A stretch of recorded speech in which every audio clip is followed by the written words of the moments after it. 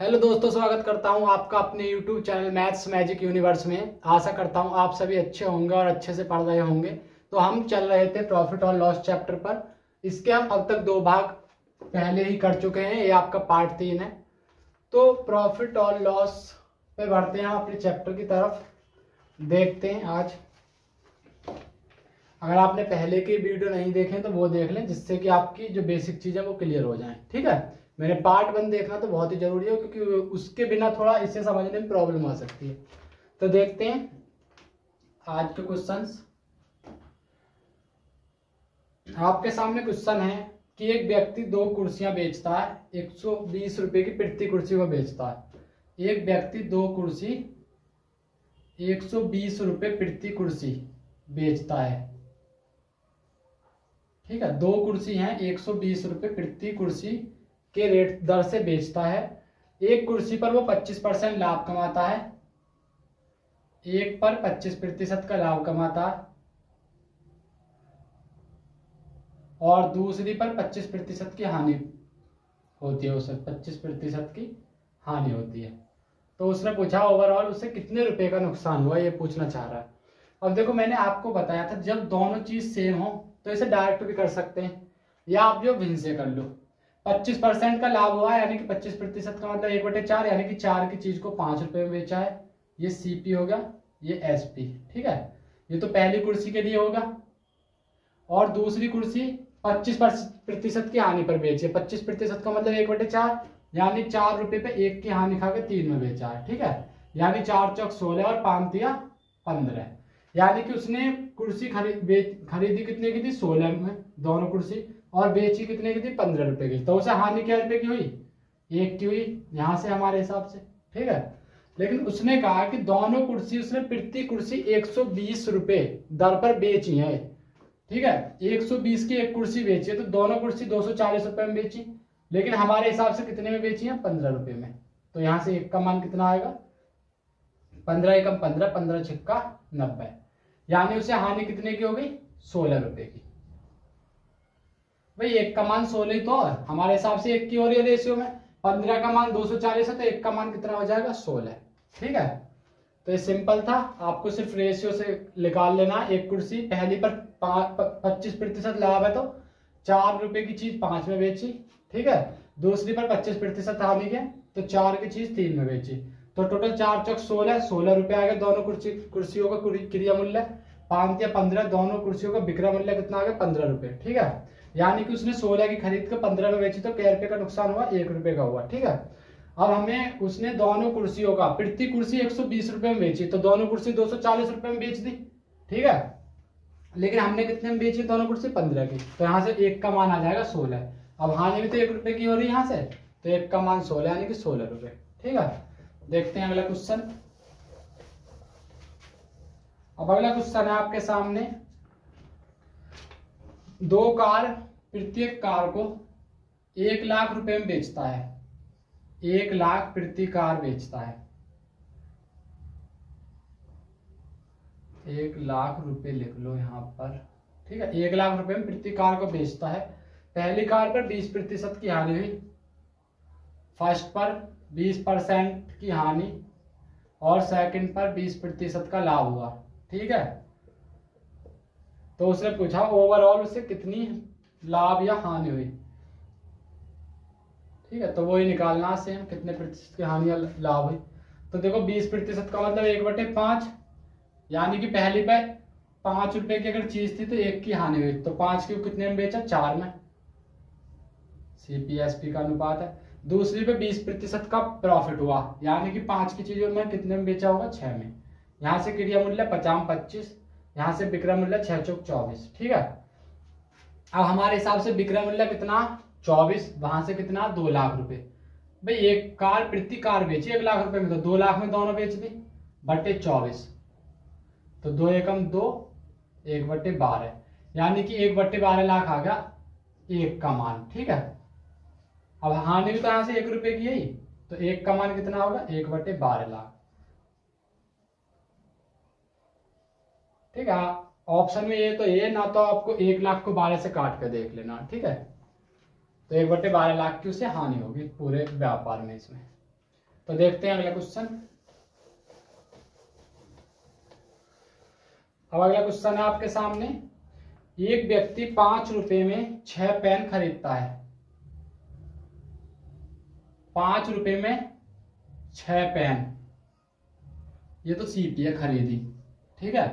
और विक्रय मूल्य में दिया है 6 रुपए में 5 पेन बेची उसने, 5 पेन।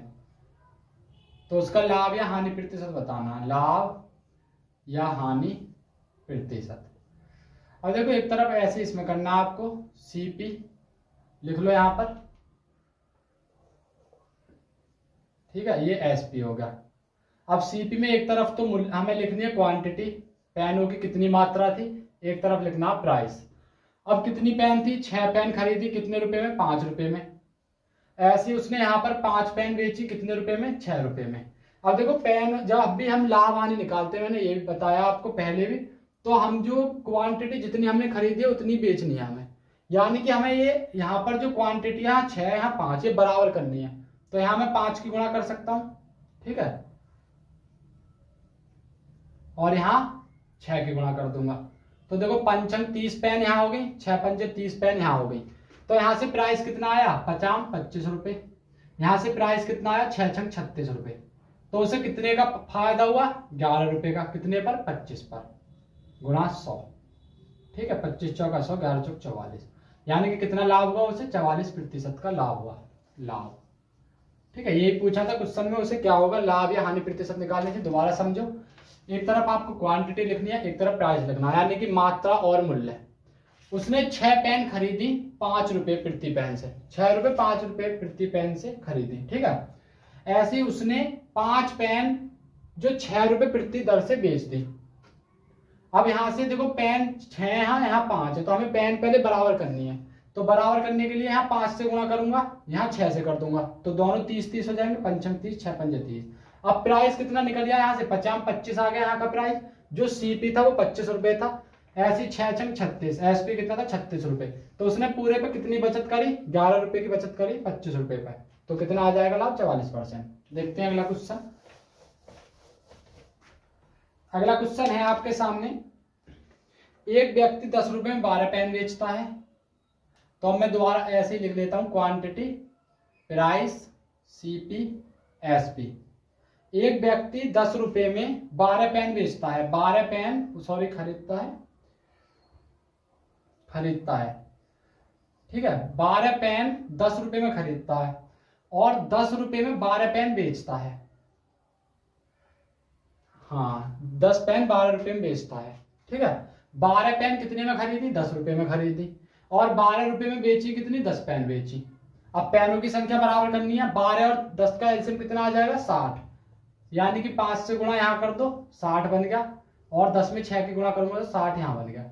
लेकिन प्राइस कितना हो गया, 10 पंजे 50, और यहाँ से कितना होगा, 12 छंग 72, ठीक है। तो कितने का फायदा कमा लिया उसने, 22 रुपए का। कितने पर, 50 पर, गुणा 100, 50 दूनी 100, 22 दूनी 44%, यानी कि उसे 44% का क्या हुआ, लाभ हुआ, ठीक है।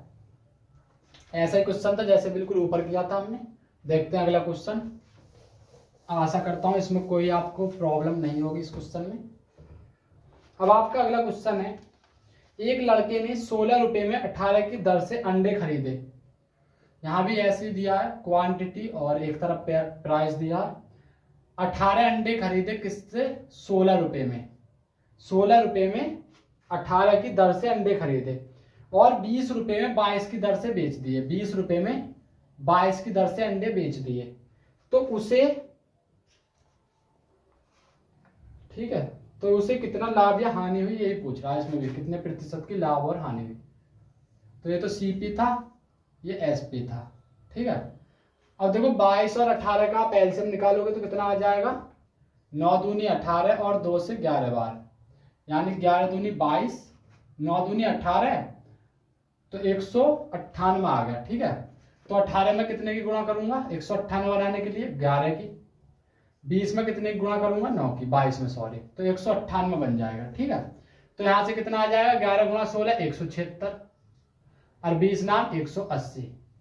तो कितने का लाभ हुआ, 4 रुपए का लाभ हुआ, कितने पर, 176 पर, ठीक है। अब परसेंटेज पहले इसे यहीं काट लो, 4 एकम 4, 4 चौक 16, 4 चौक 16, यानी कि 1/44 परसेंटेज के लिए गुणा 100। 4 से 25 बार कट जाएगा और 4 से 11 बार, 4 से 25 बार, तो कितना आ गया 25/11% का लाभ आ गया। ठीक है, प्रॉफिट।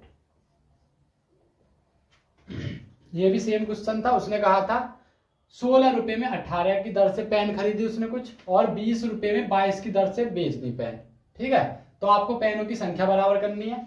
18 और 22 का एलसीएम 198 आया, तो 18 मैंने 11 की गुणा कर दी और 22 में 9 की, 198 बनेगा। प्राइस देखोगे तो 11 गुणा 16 176 आएगा, 20 गुणा 9 180 आएगा। तो कितने रुपए का फायदा करा, 4 रुपए का, कितने पर 176 पर। जब कैलकुलेट करोगे तो आपको कितना आ जाएगा 25/11% प्रॉफिट। ठीक है, देखते हैं अगला क्वेश्चन। ये टाइप इंपोर्टेंट है, क्वेश्चन पूछा जाता है यहां से।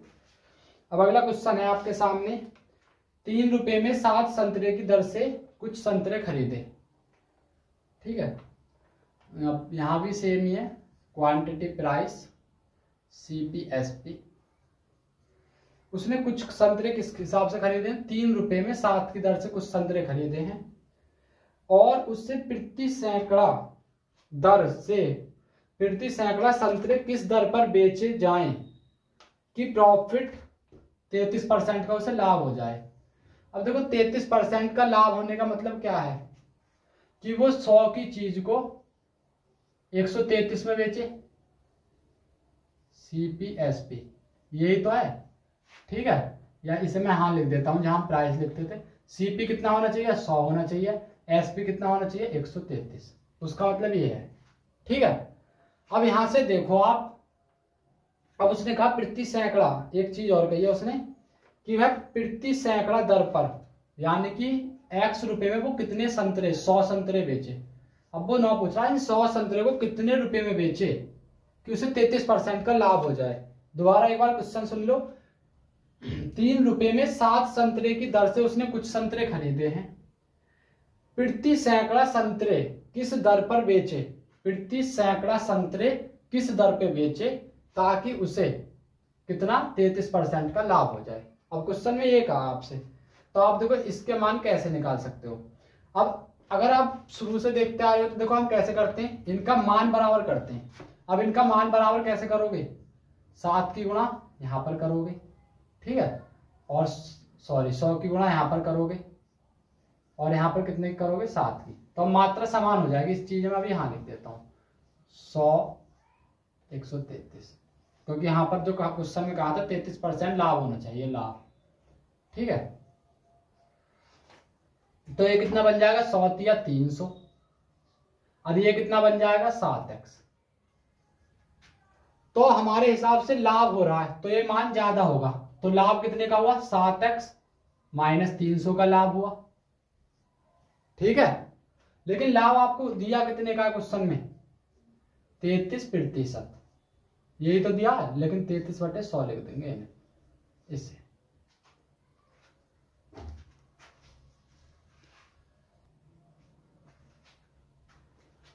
लेकिन तुम इसे ऐसे ना करके देखो, और सिंपल हो सकता है। यहां पर देखो आप, उसने कहा है CP हमारे हिसाब से कितना 300 रुपए आया उसका वास्तविक में, और SP कितना आया 7x रुपए। लेकिन उसने जो कहा 33% का लाभ, यानी कि अगर 100 की चीज है, या यहीं से कर दो ना आप, 100 की चीज फिर क्यों मान लो, क्योंकि हमारे पास तो CP है 300 रुपए, तो SP कितना हो जाएगा 300 का 133/100। भाई हमें 33% का लाभ चाहिए, 100 रुपए की अगर चीज है, क्रिया मूल्य अपने आप में 100% होता, उस पर हमें 33% का लाभ चाहिए, तो यानी कि 100 की चीज को 133 में बेचेगा ना। ठीक है, हमारे पास क्रिया मूल्य ऑलरेडी है 300 का 133/100, ये आ जाएगा आपका विक्रय मूल्य। लेकिन कुछ समय विक्रय मूल्य कितना दिया 7x। ठीक है, 2 0 से 2 0 जाएंगी, 7 से 1 कट जाएगा, 7 एकम 7, 7 नाम 63, और 19 थी 57। ठीक है, तो x का मान कितना आ गया 57। तो आपसे यही तो पूछा था, यानी कि इसका मतलब ये हुआ कि उसे 57 रुपए में 100 पेन बेचेगा ना वो, तो उसे कितना लाभ हो जाएगा 33% का लाभ हो जाएगा। एक बार दोबारा समझ लो, उसने कहा था 3 रुपए में 7 की दर से कुछ संतरे खरीदे। ठीक है, ₹3 में 7 की दर से। अब वो कह रहा है प्रति सैकड़ा संतरे किस दर से बेचे ताकि उसे 33% का लाभ हो। तो हमने मान लिया x संतरे बेचे, उसने 100 संतरे x रुपए में बेचे। अब हम क्या करते थे, हाँ संतरों की संख्या को बराबर करते थे। तो मैंने हाँ 100 की गुणा कर दी 700 बन गया, हाँ 7 से गुणा कर दी, हाँ भी 700 बन गया। ठीक है, हम फिर प्राइस को निकालते थे। यहाँ प्राइस कितना होगा 100 या 300, यहाँ कितना होगा 7x। अब उसने जो कहा था क्वेश्चन में, उसने कहा था हमें 33% का लाभ चाहिए। भाई हमने 300 रुपए में चीज खरीदी, उससे हमें 33% ज्यादा पे बेचना, तो कितने में बेचेंगे 133% का। तो हमें एसपी मिल जाएगा, लेकिन एसपी कितना दिया 7x। तो यहाँ से आप x का मान आसानी से कैलकुलेट कर सकते हो। ठीक है, देखते हैं अगला क्वेश्चन। अब अगला क्वेश्चन है आपके सामने, एक व्यक्ति ने 5 रुपए में 3 की दर से अंडा खरीदे। यहां भी सेम लिख लो, क्वांटिटी प्राइस। आपका मेथड ये सबसे अच्छा है, इसमें कभी कंफ्यूजन नहीं होगी, नहीं कभी गलती होगी। ठीक है, अब उसने कहा है 5 रुपए में 3 की दर से कुछ अंडे खरीदे और 12 रुपए में 5 की दर से बेच दिए। 12 रुपए में 5 की दर से बेच दिए। ठीक है, इस प्रकार उसे 143 का लाभ हुआ, 143 रुपए का लाभ हुआ। लाभ कितना दिया 143 रुपए। तो हमसे पूछ रहा अंडों की संख्या क्या होगी, अंडों की संख्या। ठीक है, क्या होगी। अब देखो अंडों की संख्या कैसे निकालोगे। अब आपको फिर सेम करना है, क्वांटिटी बराबर करनी है, तो यहाँ कितनी गुणा करोगे 5 की, क्योंकि हमें ये बराबर करनी है ना, हाँ जो क्वांटिटी, यहाँ 3 की कर दो। तो देखो 5 या 15 हो गए। यहाँ भी उसने 15 अंडे खरीदे, 3 पंजे 15, यहाँ 15 बेचे। लेकिन अगर रुपये निकालें तो 50 25 और 12 36। ठीक है, कितने का लाभ हुआ 11 रुपए का।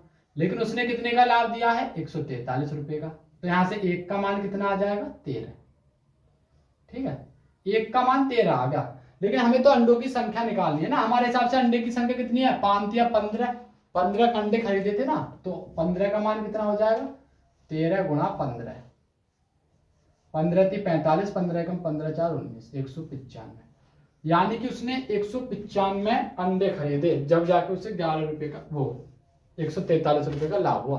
अगर वो इतने अंडे खरीदता ना, 15 अंडे खरीदता, ठीक है, 15 अंडे बेचता, तो उसे 11 रुपए का लाभ होता। लेकिन उसने तो कहा 143 रुपए का लाभ हो रहा, तो 11 का मान 143 रखें, तो वहां से 1 का मान हमें 13 मिल जाएगा ना। ठीक है, अब हमारे हिसाब से कितने अंडे थे 15, तो 15 का मान कितना हो जाएगा 195। यानी कि उसने 195 अंडे खरीदे थे जब उसे 143 रुपए का लाभ हुआ। ठीक है, देखते हैं अगला क्वेश्चन। अगला क्वेश्चन है आपके सामने, कुछ टॉफी, एक व्यक्ति कुछ टॉफी खरीदता है और 10 रुपए में 11 की दर से खरीदता है। तो यहां भी लिख लो क्वांटिटी प्राइस सीपी। कितने 10 रुपए में 11 टॉफी खरीदता है, 10 रुपए में 11 टॉफी खरीदता है। और उतनी ही टॉफी, जितनी टॉफी यहां खरीदी थी ना, उतनी ही टॉफी 10 रुपए में 9 की दर से खरीदता है। 10 रुपए में 9 की दर से खरीदता है। यहां भी ये सीपी ही दिया है, इसे 1 मान लो, इसे 2 मान लो। ठीक है, दोबारा समझो, उसने कहा है कुछ टॉफी, एक व्यक्ति कुछ टॉफी 10 रुपए में 11 की दर से खरीदता है और उतनी ही टॉफी 10 रुपए में 9 की दर से खरीदता है। ठीक है, मतलब टॉफी बराबर है। तो यहां से पहले देखो आप क्रिया मूल्य निकाल लो एक। अब टॉफी बराबर करनी है आपको, क्योंकि टॉफी उसने कहा उतनी ही टॉफी खरीदता है, दोबारा में भी। तो कैसे करोगे, यहाँ 11 है तो इस 9 की गुणा कर दो, और यहाँ 9 है तो इस 11 कर दो। ठीक है, तो देखो 11 99 99 और 11 99 99, तो 99 टॉफी यहाँ खरीदी और 99 टॉफी ही यहाँ खरीदी, तो 99 दूनी 198। यानी कि उसने कुल 198 टॉफी खरीदी। और कितने रुपए में खरीदी 10 नाम 90 रुपए यहाँ खर्च करे और 11 धाम 110 रुपए यहाँ करे, तो टोटल कितने रुपए में 200 रुपए में। तो अब ये एक क्रिया मूल्य बना लिया हमने, 2 क्रिया मूल्य जो दिए थे ना अलग अलग, उससे हमने एक क्रिया मूल्य बना लिया। यानी कि उसने 200 रुपए में 198 टॉफी खरीदी है, 198 की दर से। इसे आप सॉर्ट करना चाहो तो वो कर भी सकते हो, काट के 200 या रहने दो, देखते हैं अगर कैलकुलेशन जब हार्ड पड़ेगी जब कर लेंगे। ठीक है, अब इसी चीज को रखना। अब एसपी जो दिया था अब देखो हमारा जो सीपी हो गया, अब दोबारा से लिख देता हूँ इसी चीज को मैं। अब सीपी आ गया हमारा 200 रुपये में 198 की दर से टॉफी खरीदी है, और जो बेची है उसने 1 रुपये प्रति टॉफी बेची है। तो यहाँ तो कोई दिक्कत ही नहीं थी, यहीं से हो जाएगा। 1 रुपये प्रति टॉफी बेची है भाई, 198 टॉफी है, 1 रुपये प्रति टॉफी के हिसाब से मूल्य कितना हो जाएगा, 198 रुपये। ठीक है, एसपी 1 रुपये में प्रति टॉफी बेचे तो 198 टॉफी कितने में बेचे होंगे, 198 रुपये में। खरीदी कितनी थी, 200 रुपये में, तो लॉस कितने का आया, 2 रुपये का। लेकिन तुम्हें लॉस प्रतिशत चाहिए तो 2/200 गुणा 100।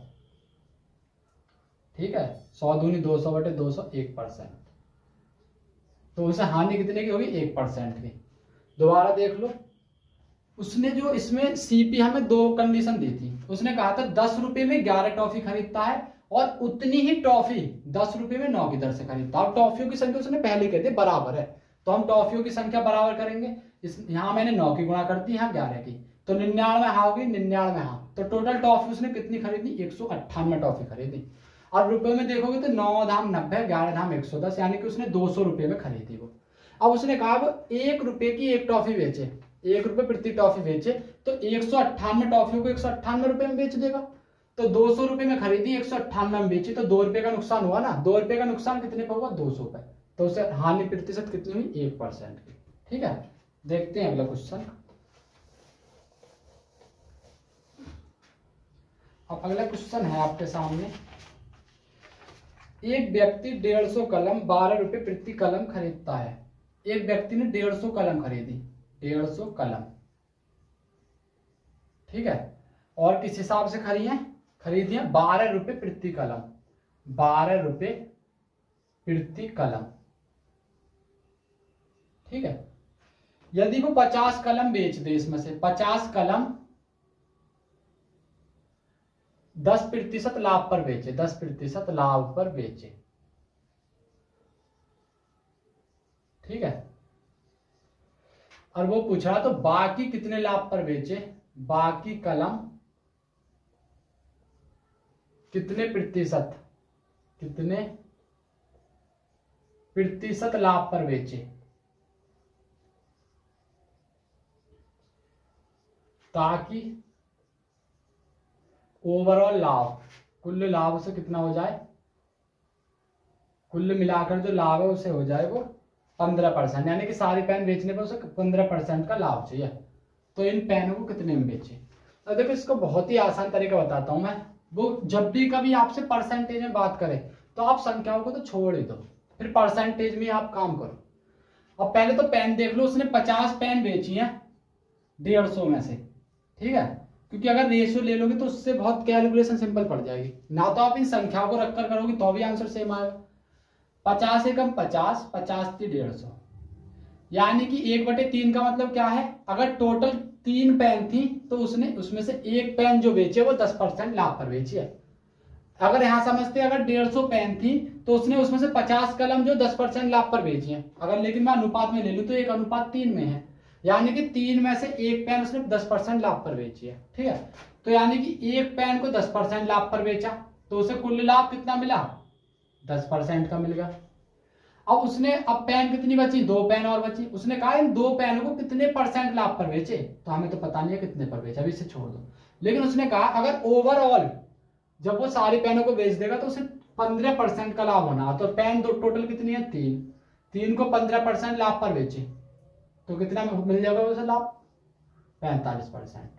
ठीक है, अभी 45% लाभ कैसे आया, तो यहाँ कितना होगा, यहाँ 35% होगा जब भी तो आया। ठीक है, लेकिन ये 35% का लाभ कितने पेनों पे मिल रहा है, 2 पेनों पे मिल रहा है। तो यहां से एक प्रति पेन पर लाभ कितना आ जाएगा, 35/2%, यानी कि 17.5% का लाभ होना चाहिए उसे। तो बाकी कलम कितने प्रतिशत लाभ पर बेचे।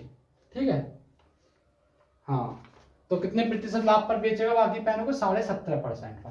तो ऐसे क्वेश्चन में आप अनुपात ले लेना, जब भी परसेंटेज पूछे तो फिर संख्याओं को इग्नोर कर देना, आप सिर्फ परसेंटेज पर काम करना।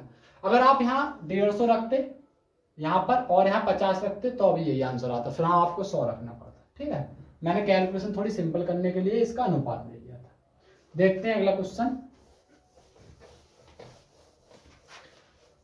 अब अगला क्वेश्चन है आपके सामने, एक व्यापारी 40 दर्जन केले 250 रुपए में खरीदा। 40 दर्जन केले, 40 दर्जन केले कितने में खरीदा? 250 रुपए में। ठीक है, 40 दर्जन केले खरीदे उसने 250 रुपए में। उनमें से 30 केले सड़ गए, 30 केले सड़े, ठीक है, खाली 30 केले सड़ गए जो कि अब बेचने लायक नहीं है, यानी कि वो 30 केले तो उसके बेकार ही हो गए। अब उसने कहा है शेष केलों को प्रति दर्जन किस दर पर बेचे ताकि उसे लाभ 20% हो। किस प्रति दर्जन किस दर पर बेचे, किस दर पर बेचे, ठीक है, ताकि लाभ 20% हो।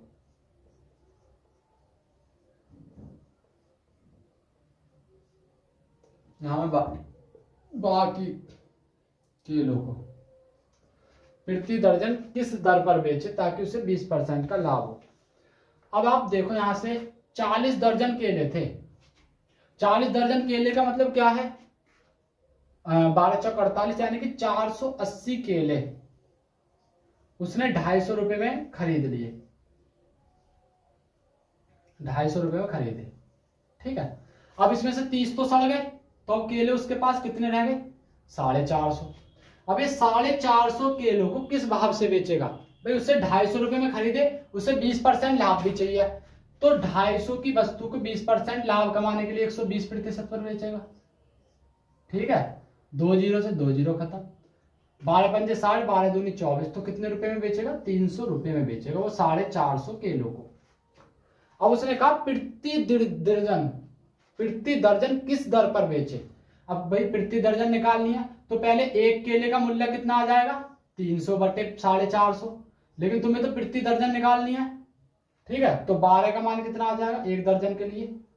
300 बटे 450 गुणा 12, 0 से 0, 15 दूनी 30, 15 ती 45, 3 चौक 12, यानी 4 दूनी 8, यानी 8 रुपए प्रति दर्जन अगर वो बेचे केलों को तो उसे कितना लाभ हो जाएगा? उसे 20% का लाभ हो जाएगा। दोबारा समझ लो, उसने कहा है 40 दर्जन केले 250 रुपए में खरीदे। 40 दर्जन का मतलब क्या? 480 केले, क्योंकि 12 चौक 48, 480 केले खरीदे उसने 250 रुपए में। उसमें से 30 केले सड़ गए तो 450 केले रह गए। अब 450 केले को उसने कहा 20% का लाभ कमाना उसे ओवरऑल, तो 250 की चीज को 20% लाभ कमाने के लिए कितने में बेचेगा? 300 रुपए में। वो मैंने यहाँ कर दिया, ठीक है। अब 450 केले 300 रुपए में बेच रहा है, तो एक केला कितने में बेचेगा? 300 बटे 450 में। और 12 दर्जे केले कितने में बेचेगा? 12 केले यानी कि एक दर्जन कितने? 8 रुपए में बेचेगा, क्योंकि उसने पूछा था प्रति दर्जन किस दर पर बेचे केलों को, ठीक है। अब एक दर्जन कितने में बेचेगा? 8 रुपए में। देखते हैं अगला क्वेश्चन।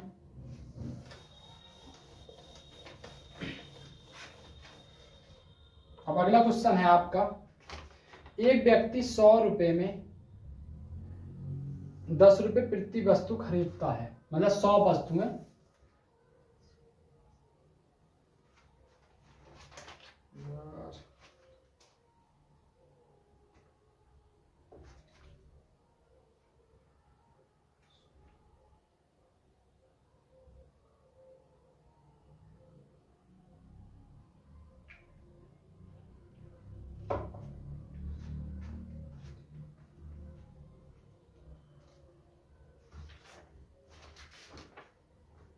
क्या कह रहा है क्वेश्चन? एक व्यक्ति 100 वस्तुएं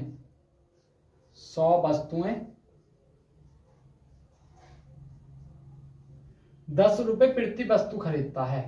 प्रति वस्तु, या प्रति का तो मैंने निशान लगा दिया यार, प्रति वस्तु खरीदता है, ठीक है। उसने इनमें से 75 वस्तुएं 5% हानि पर बेची। 75 वस्तुएं 5% हानि पर, ठीक है, बेची। और बाकी, अब उसने बताना हमें बाकी वस्तुएं कितने पर बेची, बाकी वस्तु कितने प्रतिशत लाभ पर बेचे, कितने प्रतिशत लाभ पर बेचे।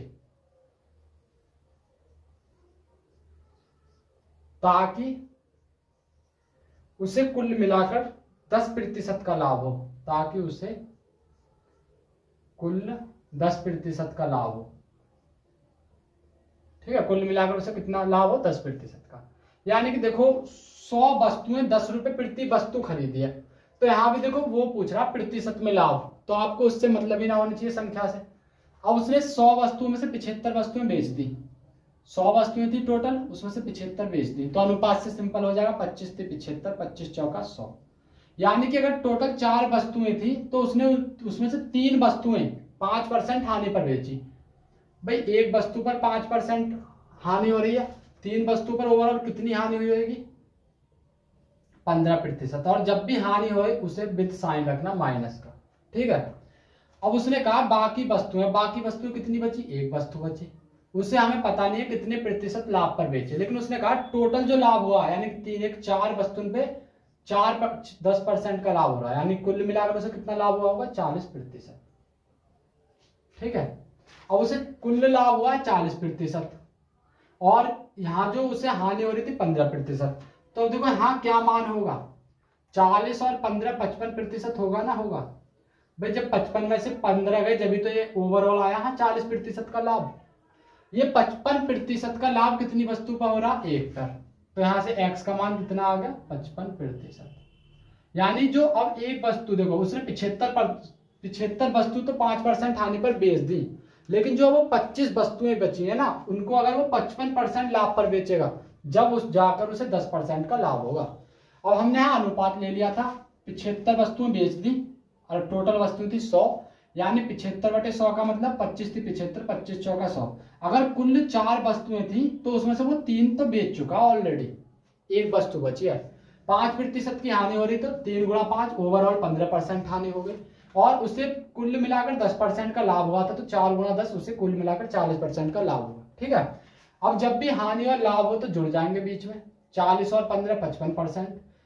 ठीक है, तो एक वस्तु पर उसे 55% का प्रॉफिट हो रहा, तो यहां से x का मान कितना आएगा, 55%। ठीक है, क्योंकि इस एक वस्तु को जो बेचेगा वो 55% लाभ पर बेचेगा। देखते हैं अगला क्वेश्चन।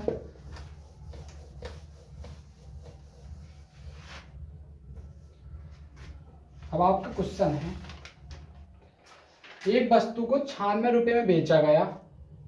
अब देखो ऐसे क्वेश्चन भी ये बहुत कंफ्यूज करते हैं, इसे देख लेना एक बार। एक वस्तु को 96 रुपए में बेचा गया, यानी कि एसपी दिया है। ठीक है, और उसने कहा जो क्रिया मूल्य है वो प्रॉफिट परसेंट के बराबर है, तो आपको क्रिया मूल्य निकालना कितना होगा। ऐसे क्वेश्चन बहुत पूछे जाते हैं और गलती भी बहुत होती है, लेकिन है बहुत सिंपल। देखो ऐसे जो क्वेश्चन है ज्यादातर ऑप्शन से करने चाहिए आपको हमेशा, क्योंकि बहुत सिंपल पड़ जाते हैं ना। तो मैं एक वो ही बता दूंगा फॉर्मूला कैसे करेंगे। देखो इसमें ऑप्शन जो दिए पहले मैं ऑप्शन से बताता हूँ। इसमें दिए आपको 70 60 70 60 80 और डी दिया 100। ठीक है, आपके पास 4 ऑप्शन दिए इस क्वेश्चन में। अब देखो उसने कहा जो सीपी है और प्रॉफिट परसेंट वो बराबर है। अब मैंने मान लिया उस वस्तु का सीपी है 70 रुपए, तो वही उसे लाभ भी 70 रुपए का ही हुआ होगा। जब 70 रुपए की चीज है तो 70 रुपए का लाभ कमाएगा, वो 70% का लाभ कमाएगा, तो कितने पर बेचेगा इसे, 170% पर। इसका मतलब यही तो 20 से 20 70 17 7 119। उसे वो वस्तु 119 रुपए में बेचनी थी, लेकिन 119 रुपए थोड़ी है, 96 रुपए में बेची है। ऑप्शन दूसरे को उठाओ, 60 रुपए मान लिया क्रिया मूल्य, 60% ही लाभ पर बेचनी है तो 160 में बेचेगा। 20 से 20 जाएंगे, 16 छिक्का 96, ये आ गया आपका एसपी 96 रुपए। अगर हम जो 60 रुपए सीपी ले में, तो ऑप्शन क्या हो जाएगा, राइट 60। ठीक है, अगर आपको ऑप्शन से प्रॉब्लम है तो देखो एक फॉर्मूला आपको वो रटना पड़ेगा। फिर आपको फॉर्मूला यूज करना 10 गुणा अंडर रूट में 25 प्लस माइनस विक्रय मूल्य और माइनस करना है यहाँ पर 50। ठीक है, अब देखो इस प्लस माइनस को समझो, ये डायरेक्ट आपका सीपी बोल लो या प्रॉफिट परसेंट बोल लो, क्योंकि दोनों ही चीज सेम है। ठीक है, अब देखो ये प्लस और माइनस का भी यूज करना है। अब प्लस तो आपको जब करना है जब क्वेश्चन में लाभ बराबर दिया हो, लाभ प्रतिशत बराबर दिया हो सीपी, ठीक है। और माइनस कब यूज करना है, जब हानि प्रतिशत बराबर दिया हो सीपी, ठीक है। आप इसे नोट डाउन कर लो। अगर आपको ये तरीका अच्छा नहीं लगता, ठीक है, कि ऑप्शन उठा के करें, तो आप ये डायरेक्ट यूज कर सकते हो, इससे भी ऐसे आंसर आ जाएगा, बिल्कुल सिंपल। अब देखो अगले क्वेश्चन में मैं इस तरीके से करके दिखाऊंगा, आप इस चीज को जरूर नोट डाउन कर लें अगर आपको ऑप्शन से नहीं करना तो। वैसे तो ऑप्शन से इसमें कोई प्रॉब्लम नहीं होती, सिंपल हो जाता है ऑप्शन से भी, क्योंकि ये ना फॉर्मूले को कभी कभी भूल जाते हैं पेपर के टाइम, तो ऑप्शन वाला भी तरीका आपको पता होना चाहिए। एक वस्तु को 144 रुपए में बेचा गया, एसपी 144 रुपए दिया है, ठीक है। तो उसे उसका जो क्रिया मूल्य है वो लाभ प्रतिशत के बराबर दिया है, तो आपसे क्रिया मूल्य पूछ रहा है सीपी क्या होगा। अब देखो अगर मैं फॉर्मूला यूज करूं तो मैंने क्या बताया था, 10 गुणा 25 प्लस एसपी, एसपी कितना दिया 144 और माइनस 50, ठीक है। तो ये आ गया आपका सीपी। अब देखो 25 और 144 169 हो गए, 169 किसका वर्ग है 13 का, और 10 गुणा 13 करोगे तो 130 माइनस 50, तो कितना आ जाएगा 80 रुपए, ठीक है। तो उसका जो लागत मूल्य है यानी कि क्रिया मूल्य कितना आ जाएगा 80 रुपए, ठीक है। ये भी रुपए था। अब अगला क्वेश्चन देखो, एक और है। मोहन एक वस्तु को 21 रुपए में बेचता है, 21 रुपए में बेची, ठीक है, और उसका जो सीपी दिया वो लॉस प्रतिशत की बराबर दिया है, तो आपको सीपी या लॉस प्रतिशत निकालना। देखो कुछ भी पूछ सकता है, सीपी पूछे या लॉस प्रतिशत, दोनों बराबर है तो एक चीज निकाल लो, दोनों मिल जाएंगे। इसे ही मैं फॉर्मूले से करके दिखाता हूं आपको। अब क्या था 10 गुणा अंडर रूट में 25, अब देखो हानि है तो माइनस का निशान यूज करना, ये बात ध्यान रखना, और यहाँ क्या था माइनस 50, तो 10 गुणा 25 में से 21 गए 4 यानी कि 2 आ जाएगा, क्योंकि 4 2 का रूट है, माइनस 50, 10 दूनी 20 में से माइनस के 50 जाएंगे, माइनस का 30। अब देखो जब भी माइनस का आएगा तो इसमें हमेशा लॉस वाले केस में दो आंसर बचने हैं, एक तो 30 रुपये आ जाएगा, और जो दूसरा जो आंसर आता है वो 100 में से घट के आता है 70 रुपये, 100 में से 30 जाएंगे तो 70 रुपये। तो हमेशा इसमें दो केस बनते हैं, जब भी लॉस वाला देगा तो उसमें ऑप्शन में भी या तो आपको 30 रुपये दे दे, 70 रुपये दे दे, या ऐसे हो सकता है फर्स्ट में 30 सेकंड में 70 और ए भी दे दे, ठीक है। तो ये बात आपको ध्यान रखनी है, और हो सकता है खाली एक ही ऑप्शन दे इनमें से। अब देखो एक बार मैं इसे करके दिखाता हूँ। जैसे आपने मान लिया उस वस्तु का 30 रुपये था मूल्य, ठीक है। अगर 30 रुपये उसका क्रिया मूल्य था और उसने 30% ही हानि पर बेची, तो 100 में से 30 गए, 70% पर ही तो बेची होगी, 2 जीरो से 2 जीरो गए, 7 या 21 रुपये आ गया ना, एसपी आ गया, वहां भी 21 ही था। अगर मैं उसका 70 रुपये वस्तु का क्रिया मूल्य लूं तो उसने वो 70% हानि पर बेची होगी, भाई 70 रुपये क्रिया मूल्य तो 70% हानि पर बेची है, तो कितने पर बेची है 30% पर, तो यहां से भी कितने आ गए 21 रुपये, ठीक है। तो देखो दोनों ऑप्शन जो वेरीफाई कर रहे हैं, जो दोनों हमारे आंसर आए, तो हमेशा ध्यान रखना जब लॉस वाला केस बनेगा, एक तो आंसर जो आपका निकल के आएगा वो आएगा, दूसरा उसे 100 में से माइनस करोगे तो वो भी उसका आंसर सही होगा, ठीक है। कभी ये ना 30 को ना दे तो 70 को देगा फिर ऑप्शन में। बस एक और क्वेश्चन है। अब आपके सामने एक क्वेश्चन और है। विनय ने अपनी घड़ी 75 रुपये में बेची, यानी कि एसपी आपको दिया है 75 रुपये में बेची, और उसका जो क्रिया मूल्य है वो लाभ प्रतिशत के बराबर है, तो आपको क्रिया मूल्य बताना है कि क्रिया मूल्य कितना होगा। ये क्वेश्चन ऐसा है जैसे मैंने कराया है, आपके लिए होमवर्क में है, इसके ऑप्शन भी मैं दे देता हूं, अगर आप ऑप्शन से करना चाहो ऑप्शन से कर लेना, नहीं तो आपको जो मैंने फॉर्मूला बताया वो यूज कर सकते हो, ठीक है।